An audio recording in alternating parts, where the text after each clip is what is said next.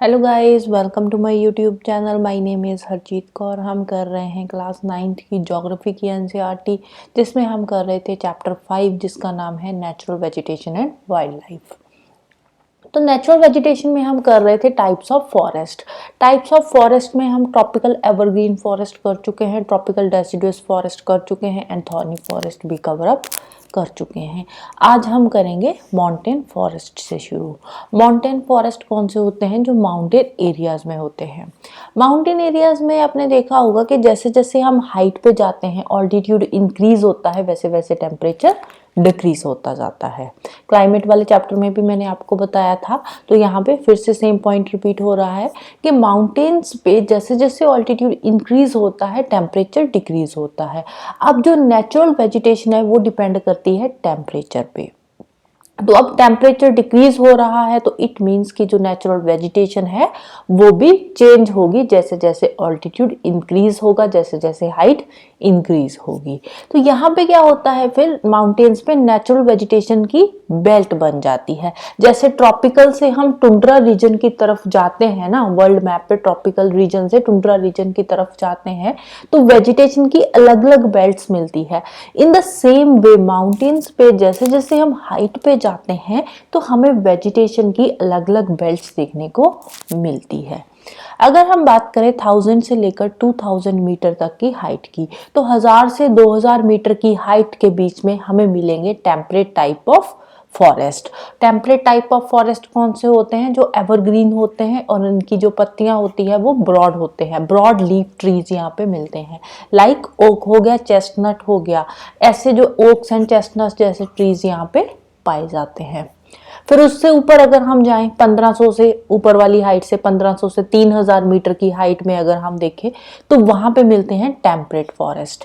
Temperate forest में कौन से ट्रीज होते हैं? वहां पे कॉनिफरस ट्रीज होते हैं। कॉनिफरस ट्रीज कौन से हो गए? पाइन हो गया, दियोदार हो गया, सिल्वर फर, स्प्रूस, सिडार जैसे ट्रीज वहां पे मिलते हैं। और ये वाले जो फॉरेस्ट है ना, ये हिमालय की सदर्न स्लोप्स पे ज्यादातर पाए जाते हैं, या फिर जो सदर्न और नॉर्थ ईस्ट इंडिया के हाई ऑल्टीट्यूड की माउंटेन्स है ना, वहां पे भी ऐसे फॉरेस्ट मिलते हैं। टेम्परेट टाइप ऑफ फॉरेस्ट वहां पे पाए जाते हैं। अगर हम 3000 मीटर से थोड़ा ऊपर जाएं हायर एलिवेशन पे, हायर ऑल्टीट्यूड पे, तो वहां पे टेम्परेट ग्रासलैंड्स होते हैं। टेम्परेट ग्रासलैंड्स कॉमनली वहां पे देखने को मिलेंगे। 3600 मीटर से भी ऊपर वाली हाइट पे जाएंगे तो वहां पे टेम्परेट ग्रासलैंड्स तो होंगे ही होंगे, साथ में अल्पाइन वेजिटेशन भी फिर वहां पे ऊपर शुरू हो जाती है, जिसमें silver fir, juniper, pine, beeches जैसे ट्रीज वहां पे पाए जाते हैं। और वहां पे जो ट्रीज की ग्रोथ होती है ना, जो भी वहां पे वेजिटेशन होती है, तो वहां की स्टंटेड ग्रोथ होती है। तो स्टंटेड ग्रोथ मींस बहुत ही कम हाइट के ट्रीज वहां पे होते हैं, उनकी ग्रोथ बहुत ज्यादा नहीं होती। फिर श्रब्स वहां पे मिलते हैं, कुछ स्क्रब्स मिलते हैं। जो स्क्रब्स वहां पे मिलते हैं तो वो धीरे धीरे अल्पाइन ग्रासलैंड्स के साथ जाकर, जैसे जैसे आप हाइट पे जाएंगे तो धीरे धीरे ये जो स्क्रब्स हमें नीचे मिल रहे हैं, तो ये ऊपर जैसे जैसे हम हाइट पे जाएंगे ये अल्पाइन ग्रासलैंड्स के साथ मर्ज हो जाएंगे। तो वहां पे अब जो ग्रासलैंड्स होते हैं ना, वहां पे जो वहां के नोमैडिक ट्राइब्स होते हैं, जो गुज्जर्स हो गए, बकरवाल्स के ट्राइब्स हो गए, तो वहां पे वो जो नोमैडिक ट्राइब है वो इन ग्रासलैंड्स को ग्रेजिंग के लिए यूज करते हैं। और हायर ऑल्टीट्यूड पे जो माउंटेन की आगे पीक्स आ गई तो वहां पे मॉसेस एंड लाइकन जैसी वेजिटेशन होती है। Mosses and lichen type of vegetation कहाँ पे मिलती है? टुंड्रा रीजन में मिलती है, जिसको टुंड्रा वेजिटेशन भी बोला जाता है।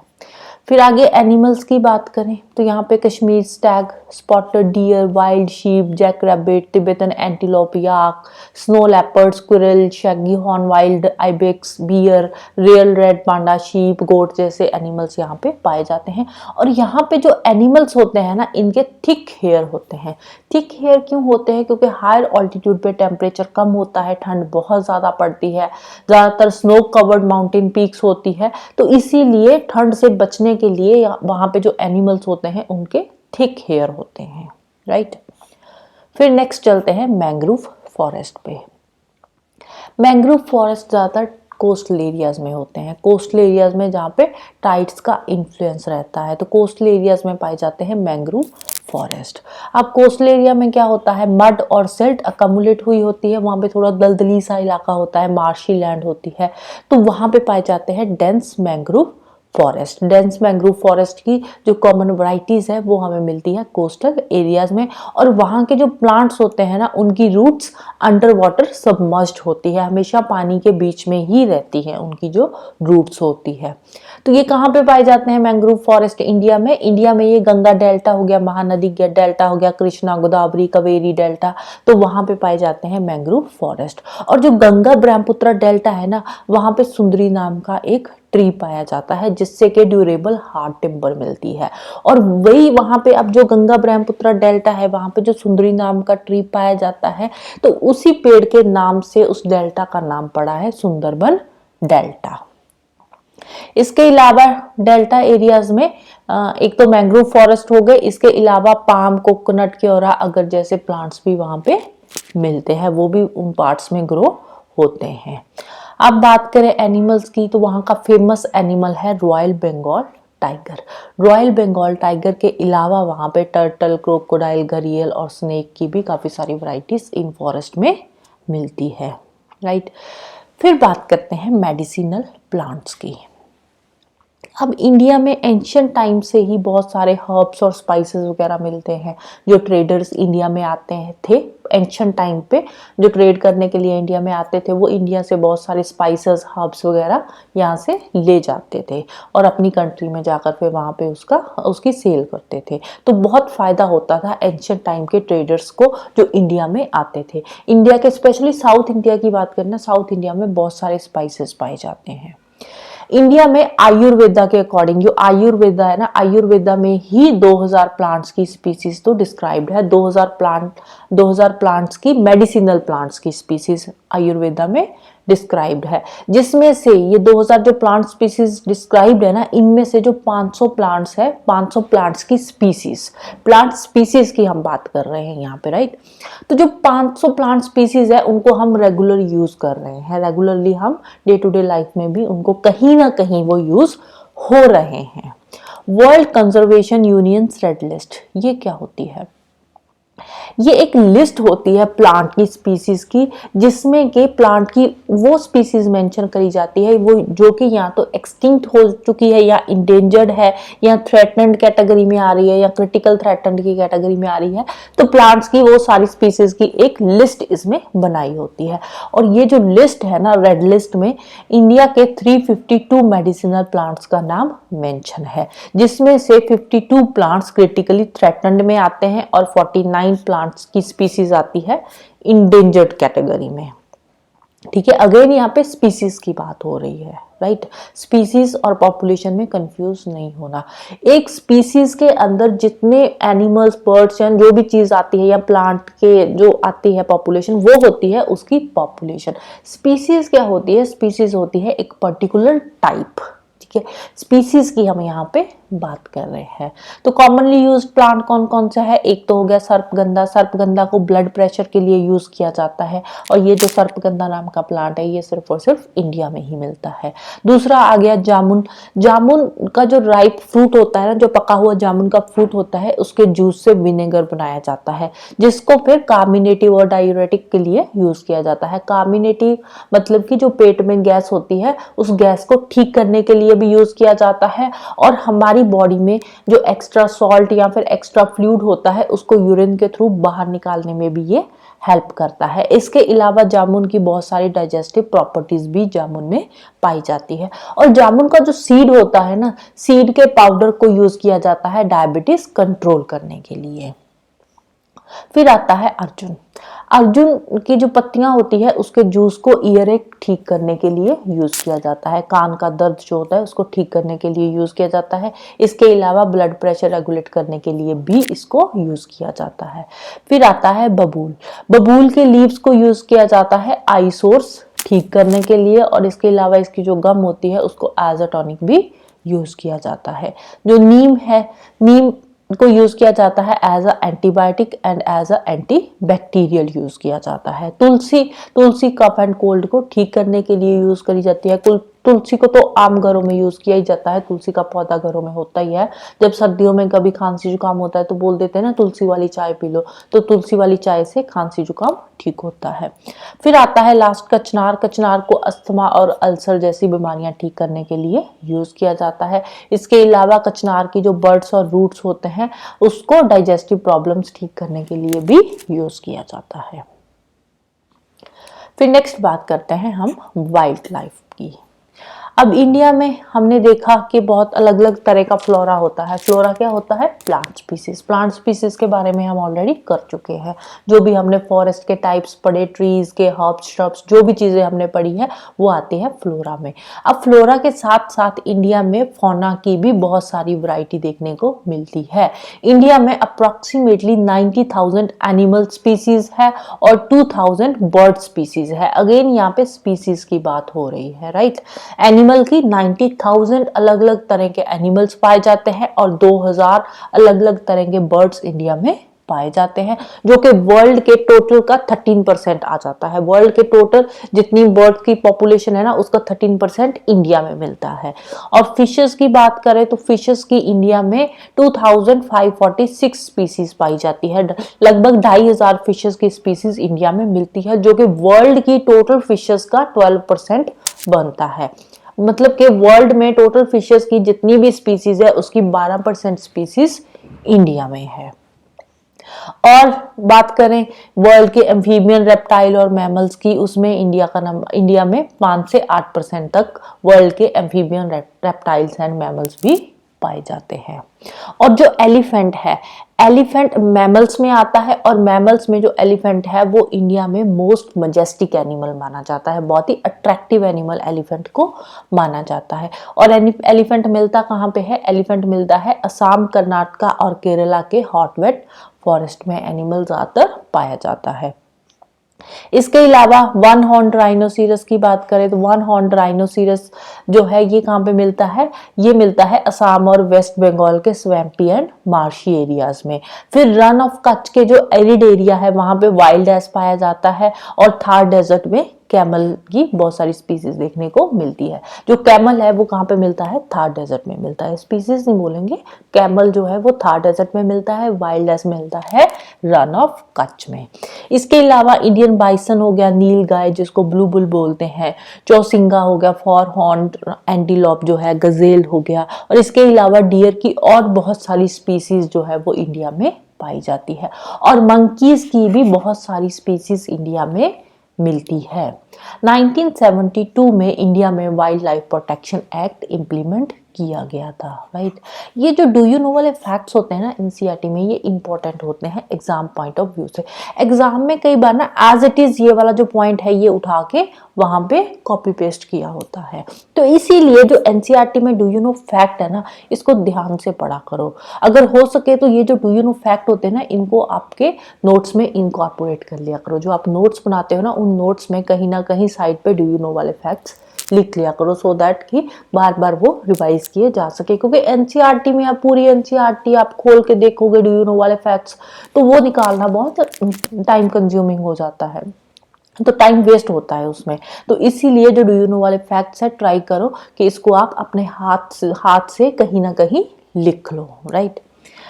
अब इंडिया में और आगे चलते हैं और फौना की बात करते हैं। इसके अलावा इंडिया में टाइगर और लायन की भी स्पीसीज पाई जाती है। और इंडिया एक ऐसा कंट्री है जहाँ पे दोनों ही चीजें पाई जाती है, टाइगर की स्पीसीज भी होती है और लायंस की स्पीसीज भी पाई जाती है।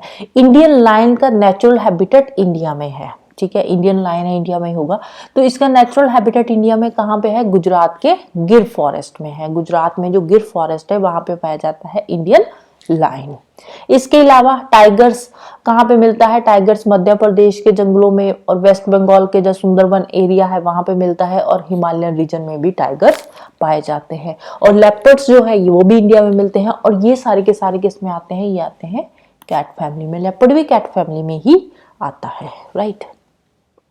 फिर डू यू नो वाला फैक्ट आ गया। The Gir forest is the last remaining habitat of the Asiatic lion. Asiatic lion का जो लास्ट रिमेनिंग हैबिटेट बचा है ना, वो सिर्फ और सिर्फ गिर फॉरेस्ट ही है। इसके अलावा जितने भी इसके नेचुरल हैबिटेट थे वो सारे के सारे हम खत्म कर चुके हैं अपने फायदे के लिए, राइट। और आगे बात करें हिमालयाज की, तो हिमालयाज में बहुत सारे एनिमल्स हैं, लेकिन हिमालयाज में ना जो एनिमल्स है वो ज़्यादा सर्वाइव नहीं कर पाते, इसलिए हिमालयाज में एनिमल्स की ज़्यादा वैरायटीज मिलती नहीं है। क्यों नहीं सर्वाइव कर पाते? क्योंकि हिमालयाज में एक्सट्रीम कोल्ड है, बहुत ज़्यादा ठंड होती है, तो इसीलिए वहाँ पे कुछ सिलेक्टेड सी स्पीसीज ही होती है एनिमल्स की जो वहाँ पे सर्वाइव कर पाती है। लद्दाख के फ्रीजिंग हाई ऑल्टीट्यूड्स की बात करें, लद्दाख का जो हाई ऑल्टीट्यूड है बहुत ही वहां पे ठंड होती है, तो इसीलिए वहां पे कौन कौन से एनिमल्स होते हैं? वहां पे होता है याक हो गया, शैगी हॉर्न्ड वाइल्ड ऑक्स हो गया। अब ये जो शैगी हॉर्न्ड वाइल्ड ऑक्स है ना, ये बहुत ही हैवी एनिमल है, इसका वेट बहुत ज्यादा होता है, 1 टन के आसपास इसका वेट होता है। इसके अलावा तिब्बतन एंटीलोप वहां पे पाया जाता है, भराल हो गया जिसको ब्लू शीप बोलते हैं, वाइल्ड शीप होती है, क्यांग हो गया जिसको तिब्बतन वाइल्ड एस भी बोला जाता है। तो ये सारे जो एनिमल्स है ये पाए जाते हैं लद्दाख में, राइट। फिर इसके अलावा ibex, bear, snow leopard, rear rent panda, ये भी वहां पे कुछ कुछ जगह पे मिलते हैं, ठीक है, क्योंकि जो हिमालयन रीजन है वहां पे बहुत ज्यादा ठंड होने की वजह से ज्यादा स्पीसीज एनिमल्स की वहां पे नहीं होती। फिर बात करते हैं पानी की, पानी पे चलते हैं। रिवर्स हो गए, लेक्स हो गया, जो कोस्टल एरियाज हो गए, तो वहां पे कौन से एनिमल्स होते हैं? वहां पे होते हैं टर्टल हो गया, क्रोकोडाइल हो गया और गरियल जैसे जो एनिमल्स है वहां पे पाए जाते हैं। और ये जो गरियल है ना, गरियल भी क्रोकोडाइल की ही एक वैरायटी है, ठीक है, क्रोकोडाइल में ही आता है जो गरियल होता है, और ये आज की डेट में भी इंडिया में पाया जाता है। फिर ये तो बात थी एनिमल्स की, राइट। एनिमल से आगे चलते हैं बर्ड लाइफ पे। इससे पहले हम मैप देख लेते हैं। मैप में दे रखी है 3 चीज़ें, एक तो है वाइल्ड लाइफ सेंचुरी, दूसरी है बर्ड सेंचुरी, तीसरा है नेशनल पार्क। तो ये 3 चीज़ें एक बार थोड़ा थोड़ा ओवरव्यू देख लेते हैं। वाइल्ड लाइफ सेंचुरी कहाँ पे है इंडिया में? ये देखो, यहाँ पे आ गया सरिस्का, चंद्रप्रभा हो गया, और यहाँ पे ये महानदी हो गया, और इसके नीचे साउथ इंडिया में ज़्यादातर फिर इसके जो वाइल्ड लाइफ सेंचुरीज में मिलती है, चंद्रका हो गया, ये कवाल हो गया, तुलनगरम हो गया, पोचरम हो गया, तो ये मधुमलाई हो गया।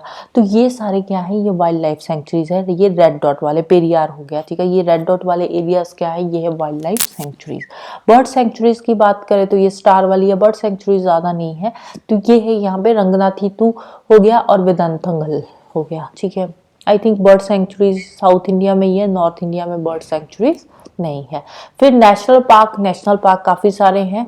ये आ गया बंदीपुर हो गया, गुंडी हो गया, संजय गांधी हो गया, तडोबा, कान्हा, सिमलीपाल, राजगीर, रणथंभौर, कियोलादियो घाना, गौरमारा, काजीरंगा, मानस, कॉर्बेट, राजाजी पार्क हो गया, दुधवा हो गया। तो ये क्या है? ये सारे के सारे नेशनल पार्क है जो इंडिया मैप में दिखाए हुए हैं, राइट। फिर नेक्स्ट चलते हैं बर्ड लाइफ पे। इंडिया की जो बर्ड लाइफ है, काफ़ी कलरफुल बर्ड्स इंडिया में पाए जाते हैं, बड़े सुंदर सुंदर से कलरफुल से बर्ड, लाइक पीकॉक हो गया, फिजेंट्स हो गए, डक्स हो गया, पैराकीट्स, क्रेन्स, पिजन्स, ये कुछ बर्ड्स है जो इंडिया के फॉरेस्ट में और हम कुछ वेटलैंड्स में पाए जाते हैं। अब इवन के जो हमारी क्रॉप्स है ना, वो भी हमने बायोडाइवर्स एनिमल्स एनवायरनमेंट से ही ली हुई है। जो वहाँ पे जो फॉरेस्ट में एडिबल प्लांट्स थे ना, हमने उन्हीं के सीड्स लेकर उन्हीं से ही फिर हमने अपनी जो क्रॉप्स उगानी शुरू करी है। उन्हीं पे हमने अलग अलग एक्सपेरिमेंट्स करे हैं। जो मेडिसिनल प्लांट्स है, मेडिसिनल प्लांट्स हमने उठाए, उन पे अलग अलग एक्सपेरिमेंट्स करे, बहुत सारी उस पर रिसर्च करी, फिर उसके बाद हमें पता चला कि जो प्लांट के पार्ट्स है उनको हम एज ए मेडिसिन भी यूज कर सकते हैं, और कुछ पार्ट्स को मेडिसिन में यूज किया जाता है। एनिमल्स की बात करें तो बहुत सारे एनिमल्स ऐसे हैं जो के जंगलों में पहले रहते थे, जिनको हमने अब डोमेस्टिकेट करना शुरू कर दिया गया है। जो मिल्च एनिमल्स है, जो दूध देने वाले एनिमल्स हैं, वो सारे के सारे कहाँ से आए हैं? वो पहले ऐसे वाइल्ड एनिमल्स हुआ करते थे, जिसका बाद में हमें यूज पता चला, हमें पता चला कि इनसे हमें दूध मिल सकता है। तो बाद में जैसे जैसे हमें उनके यूजेस पता चलने लगे तो हमने उनको डोमेस्टिकेट करना भी शुरू कर दिया। इसके अलावा एनिमल्स को ट्रांसपोर्टेशन के लिए भी कुछ एनिमल्स को यूज़ किया जाता है, लाइक कैमल हो गया, डेजर्ट में ज़्यादातर कैमल को यूज़ किया जाता है ट्रांसपोर्टेशन के लिए। कुछ एनिमल्स को मीट के लिए यूज़ किया जाता है, कुछ एनिमल्स को एग्स के लिए भी यूज़ किया जाता है। और जो फिश है, फिश से हमें न्यूट्रिटिव फूड मिलता है। जो फिश है ना, फिश से बहुत ज़्यादा न्यूट्रिशन मिलता है। इसके अलावा इंसेक्ट्स भी बहुत हेल्पफुल होते हैं हमारे लिए। इंसेक्ट्स क्रॉप्स की पॉलिनेशन में हेल्प करते हैं, जो फ्लावर्स की पॉलिनेशन होती है, कुछ फ्लावर्स की पॉलिनेशन इंसेक्ट्स के थ्रू ही होती है। तो जितनी भी स्पीसीज है ना हमारे आसपास इकोसिस्टम में, तो हर एक स्पीसीज, चाहे वो इंसेक्ट हो, चाहे एनिमल हो या बर्ड हो या कोई भी स्पीसीज हो, किसी की भी छोटी सी छोटी स्पीसीज भी हमारे लिए कहीं ना कहीं हेल्पफुल होती है। उसका एक अपना इन्वायरमेंट में एक अपनी एक पोजीशन है, ठीक है। अगर वो स्पीसीज नहीं होगी तो उससे पूरा का पूरा जो इकोसिस्टम का बैलेंस है वो बिगड़ सकता है। इसीलिए ये जो स्पीसीज है ना, अलग अलग जो वैरायटी हमें मिल रही है, इंसेक्ट्स की हो या फिर वो बर्ड्स की हो या एनिमल्स की, किसी की भी हो, तो उनकी कंजर्वेशन की ज़रूरत है, उनको कंजर्व करने की ज़रूरत है। अगर हम प्लांट्स को या एनिमल, जो भी हमारे रिसोर्सेज हमारे आसपास है, चाहे वो प्लांट रिसोर्स हो या एनिमल रिसोर्स हो, अगर हम उनको बहुत ज़्यादा एक्सप्लॉइट करेंगे तो उससे हमारा इकोसिस्टम डिस्टर्ब हो जाएगा। अब तकरीबन 13,000 प्लांट स्पीसीज है जो कि इंडेंजर्ड लिस्ट में आती है, और 20 स्पीसीज प्लांट्स की आती है एक्सटिंक्ट लिस्ट में, मतलब कि खत्म हो चुकी है, ठीक है। इसके अलावा एनिमल की भी बहुत सारी स्पीसीज है जो इंडेंजर्ड लिस्ट में है, और कुछ एनिमल्स भी ऐसे हैं जो एक्सटिंक्ट हो चुके हैं, खत्म हो चुके हैं, ठीक है। तो इसीलिए अब कोई भी प्लांट स्पीसीज या एनिमल स्पीसीज एक्सटिंक्ट ना हो, इसीलिए हमें उनको कंजर्व करने की जरूरत है। लेकिन ये खत्म हो क्यों रहे हैं? इनका जो खत्म होने का मेन कारण क्या है? वो मेन कारण है ग्रीडी हंटर्स। जो ग्रीडी हंटर्स है वो अपने मतलब के लिए, अपने लालच के लिए वो एनिमल्स को मार रहे हैं, पेड़ों को काट रहे हैं। क्यों काट रहे हैं? क्योंकि उनका कमर्शियल यूज होता है। अब देखो, एनिमल से जो लेदर जैकेट्स, पर्सेस वगैरह बनते हैं, जितनी भी लेदर की चीजें बनती है, लेदर आता कहाँ से है? एनिमल स्किन से ही तो आता है ना लेदर। तो इसीलिए जो हंटर्स है वो एनिमल्स को मारते हैं, और उनकी जो भी बॉडी पार्ट्स होते हैं जो अलग अलग मार्केट में अलग अलग जगह पे यूज होते हैं, उनको बेचते हैं, और उसका उनको फायदा होता है। In the same way plants को भी हम ऐसे ही काट रहे हैं, प्लांट की लकड़ी को यूज करने के लिए। तो इस तरह से हम क्या कर रहे हैं? हम कहीं ना कहीं जो इन्वायरमेंट का बैलेंस है, जो इकोसिस्टम का बैलेंस है, उसको हिला रहे हैं, उसको उसमें गड़बड़ हो रही है, जो बैलेंस है इकोसिस्टम का। अब इससे होगा क्या? अब अगर कोई प्लांट स्पीसीज खत्म होएगी या एनिमल स्पीसीज खत्म होएगी, इसका इफेक्ट कहीं ना कहीं ह्यूमन पे भी पड़ेगा। इसके अलावा पोल्यूशन भी एक मेन रीजन है। पोल्यूशन कहाँ से होता है? जो इंडस्ट्रियल वेस्ट है हम रिवर्स में फेंक रहे हैं, केमिकल्स, एसिड डिपॉजिट्स। अब वो जो रिवर्स का पानी है उसको एनिमल्स पीते हैं, बहुत सारे प्लांट्स हैं जो रिवर्स के आसपास उगे हुए हैं, तो उन पे इफेक्ट पड़ता है। जो हम पोल्यूशन रिवर के पानी में डाल रहे हैं उसका इफेक्ट प्लांट्स पे भी पड़ रहा है, इवन के एनिमल्स पे भी पड़ रहा है। इसके अलावा हम एलियन स्पीसीज जो ला रहे हैं इंडिया में, चाहे वो प्लांट स्पीसीज हो या एनिमल स्पीसीज हो, वो भी कहीं ना कहीं जो इंडिया की इंडिजिनस स्पीसीज है उसको नुकसान पहुंचाते हैं। अपनी कल्टीवेशन लैंड को बढ़ाने के लिए, ह्यूमन हैबिटेशन को बढ़ाने के लिए हम जंगलों को काट रहे हैं। अब हम जंगलों को काट रहे हैं, उससे प्लांट्स तो कम हो गए ही हो गए, इसके साथ साथ जो एनिमल स्पीसीज है उस पर भी इफेक्ट पड़ेगा, जो उन जंगलों में रह रही है, जिनका घर उन जंगलों में था, राइट। तो इससे क्या है? इससे हम इन्वायरमेंट में इम्बैलेंस कर रहे हैं, इम्बैलेंस बना रहे हैं। तो इसीलिए हम इस इम्बैलेंस के लिए रिस्पॉन्सिबल है। जो ह्यूमन है वो इस इम्बैलेंस के लिए कहीं ना कहीं रिस्पॉन्सिबल है। तो हमारी कंट्री में जो फ्लोरा एंड फौना है उसको प्रोटेक्ट करने के लिए गवर्नमेंट ने भी कुछ इनिशिएटिव्स लिए हैं, कुछ स्टेप्स लिए हैं। कौन कौन से स्टेप्स है, एक एक करके देखते हैं। ईच स्पीसीज को प्रोटेक्ट करने के लिए गवर्नमेंट ने बनाए 18 बायोस्फीयर रिजर्व सेटअप किए हैं to protect flora and fauna of the country. अब ये जो 18 बायोस्फीयर रिजर्व्स है उसमें से 10 के नाम यहाँ पे भी लिखे हैं, और 18 की जो लिस्ट दे रखी है वो यहाँ नीचे भी इन्होंने दे रखी है, 18 बायोस्फीयर रिजर्व्स की। मैं कोशिश करूंगी कि ये जो बायोस्फीयर रिजर्व्स है ना, जैसे बायोस्फीयर रिजर्व्स हो गए, नेचुरल पार्क्स हो गए, वाइल्ड लाइफ सेंचुरीज हो गई, तो इनकी मैं लिस्ट लेकर आऊँ एक अलग वीडियो में, सो दैट कि सारी चीज़ें क्लियर हो जाए कि बायोस्फीयर रिजर्व्स क्या होते हैं, नेचुरल पार्क क्या होते हैं, वाइल्ड लाइफ सेंचुरीज क्या होती है। मैं ट्राई करूंगी कि एक अलग वीडियो में ये सारे टॉपिक्स में अलग अलग कवर करूँ, क्योंकि यहाँ पे ये चीज़ें समझ नहीं आएगी। अगर मैं यहाँ पे इनको एक्सप्लेन करने बैठूंगी तो वीडियो बहुत लंबी हो जाएगी, और यहाँ पे जो एनसीईआरटी में लिखा है हम उन्हीं चीज़ों पे फोकस करेंगे, राइट। इसके अलावा जो बोटेनिकल गार्डन्स है उनको भी 1992 से ही government financial and technical assistance provide करती आ रही है। और कुछ पॉपुलेशन को, लाइक टाइगर की पॉपुलेशन होगी, राइनो की पॉपुलेशन होगी, इनको बचाने के लिए गवर्नमेंट ने प्रोजेक्ट टाइगर शुरू किया है, प्रोजेक्ट राइनो शुरू किया है, प्रोजेक्ट ग्रेट इंडियन बस्टर्ड शुरू किया है। इसके अलावा और भी बहुत सारे डेवलपमेंटल प्रोजेक्ट हमारी गवर्नमेंट ने इंट्रोड्यूस किए हैं to protect the species of tiger, rhino and other animals. इसके अलावा 101 नेशनल पार्क सेटअप किए गए हैं, 553 वाइल्ड लाइफ सेंचुरी सेटअप करी गई है, और बहुत सारे जियोलॉजिकल गार्डन्स भी सेटअप करेंगे हैं नेचुरल हेरिटेज को बचाने के लिए, राइट। फिर चलते हैं माइग्रेटरी बर्ड्स पे। माइग्रेटरी बर्ड्स होते क्या है? माइग्रेटरी बर्ड्स वो बर्ड्स होते हैं जो एक पर्टिकुलर सीजन में एक कंट्री से दूसरी कंट्री में चले जाते हैं, और जैसे ही सीजन चेंज होता है वो वापस अपनी ओरिजिनल कंट्री में लौट आते हैं। तो ऐसे बहुत सारे बर्ड्स हैं। कुछ इंडिया के कुछ ऐसे वेटलैंड्स है, यहाँ पे माइग्रेटरी बर्ड्स आते हैं एक पर्टिकुलर सीजन में। जैसे कि विंटर सीजन में साइबेरियन क्रेन जो है वो इंडिया में आती है, बहुत सारी साइबेरियन क्रेन्स इंडिया में आती है। इसके अलावा रन ऑफ कच्छ एक ऐसी जगह है जहाँ पे बहुत सारे बर्ड्स आते हैं विंटर सीजन में। ज़्यादातर ये जो बर्ड्स है वो रन ऑफ कच्छ में आते हैं। और वहां पे गुजरात में जहाँ पे सी और डेजर्ट दोनों मर्ज होते हैं, वहां पे फ्लेमिंगो नाम का एक बर्ड है जो आता है।